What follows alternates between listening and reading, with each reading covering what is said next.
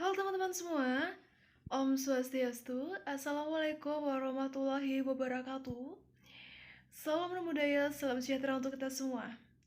Baik, di kesempatan kali ini kami akan presentasikan ujian kami, yaitu mata kuliahan Keamanan Cyber kelas T. Perkenalkan, saya Nilo Putri Trisna Katina Dewi, NIM 2010301 sebagai moderator, dan dua teman saya. Baik, perkenalkan nama saya Bagus Gede Belado Agung dengan NIM 21101053. Perkenalkan, nama saya Nikadek Dwi Lestari, NIM 2010309. Baik, judul dari presentasi kami yaitu Tindak Pidana Peretasan sebagai bentuk dari cybercrime. Apa itu cybercrime? Cybercrime adalah tindak kejahatan yang dilakukan melalui jaringan internet atau sistem teknologi informasi. Contoh dari cybercrime itu apa aja sih? Ini ada beberapa contoh dari cybercrime, yaitu hacking atau peretasan, yang kedua phishing, dan yang ketiga itu penyebaran malware. Hacking atau peretasan melakukan akses tanpa izin ke dalam sistem atau jaringan komputer. Sedangkan phishing yaitu mengelabui pengguna internet untuk memberikan informasi pribadi mereka seperti kata sandi atau nomor kartu kredit. Penyebaran malware adalah menyebarkan virus, worm, atau perangkat lunak berbahaya lainnya yang dapat merusak sistem atau mencuri informasi.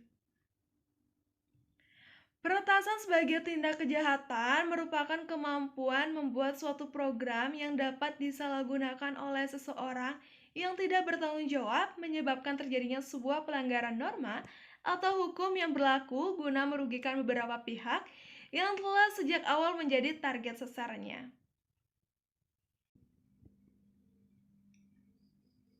Presentasi selanjutnya akan dijelaskan oleh teman saya.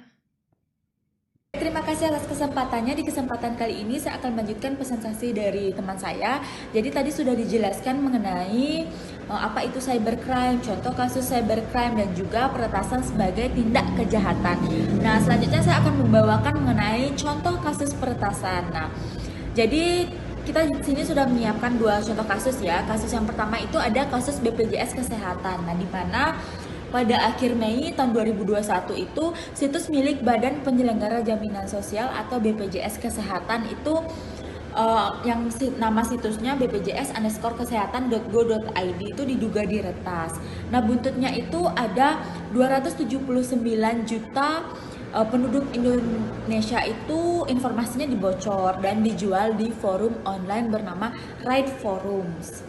Data yang dijual itu seharga 0,15 Bitcoin atau sekitar 84,4 juta yang menggunakan kurs tanggal 20 Mei 2021. Jadi untuk saat ini pasti nominalnya berbeda ya, karena pada saat itu kursnya yang digunakan adalah kurs 20 Mei 2021.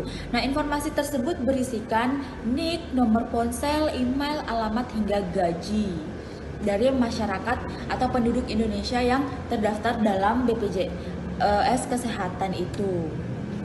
Yang kasus kedua itu ada kasus database Polri. Nah, pada November 2021, hacker mengklaim telah membobol database milik Polri. Hacker mengatakan ada 28.000 informasi pribadi data yang dicuri.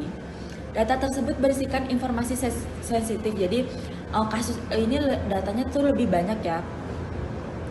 Jadi data-data yang didapat itu berupa nama lengkap, tempat tanggal lahir, nomor registrasi pokok, alamat, golongan darah, satuan kerja, suku, alamat email, alamat rumah, pangkat hingga pelanggaran yang pernah dilakukan oleh anggota Polri tersebut. Selanjutnya, jadi dengan adanya kasus ini, maka kasus ini juga ada undang-undang yang mengatur ya. Secara jelas sudah diatur dalam Undang-Undang ITE yang ada pada pasal 30 ayat 1, 2, dan 3. Jadi dijelaskan bahwa setiap orang yang mencoba masuk atau mengakses sistem elektronik milik orang lain dengan cara apapun, dengan sengaja dan tanpa hak melawan hukum, dan pasal ini juga berkaitan langsung dengan pasal 46 ayat 1, 2, dan 3 Undang-Undang ITE yang mengatur tentang sanksi pidana dari tindak kejahatan peretasan tersebut. Jadi ya sudah ada di slide ya. Jadi ini bunyi dari pasal Undang-Undang ITE pasal 30 ayat 1. Jadi setiap orang dengan sengaja dan tanpa hak atau melawan hukum mengakses komputer dan atau sistem elektronik milik orang lain dengan cara apapun.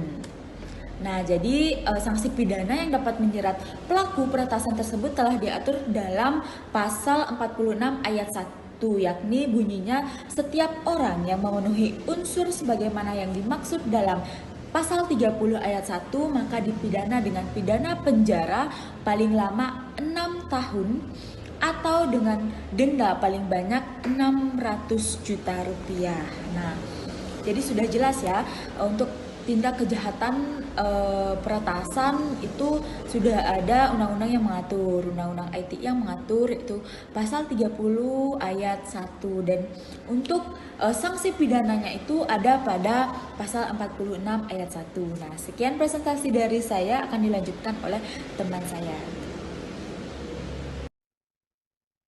Setiap orang dengan sengaja dan tanpa hak atau melawan hukum mengakses komputer dan sistem elektronik dengan cara apapun dengan melanggar, menerobos, melampaui, atau menjebol sistem pengamanan.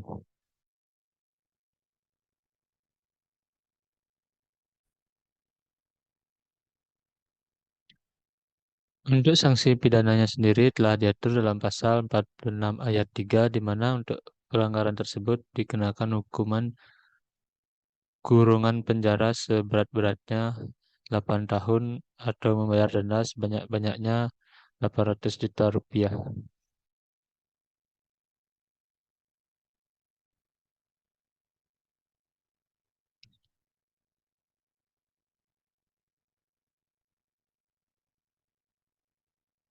Upaya penanggulangan cybercrime. Yang pertama ada upaya preventif, yang kedua ada upaya represif.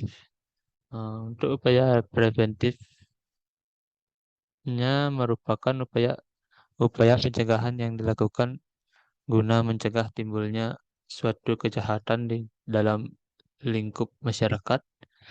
Beberapa hal yang dapat dilakukan guna mencegah terjadinya suatu kejahatan adalah dengan melakukan edukasi terhadap masyarakat, melakukan pemblokiran, membentuk badan cyber dan sandi negara atau BSSN. Yang kedua, upaya represif.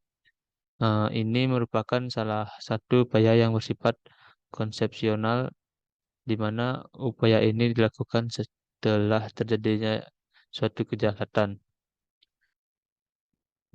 Upaya ini bertujuan untuk menindak pelaku kejahatan seperti penjatuhan sanksi atau penjatuhan pidana sesuai dengan pelanggaran yang telah dilakukan.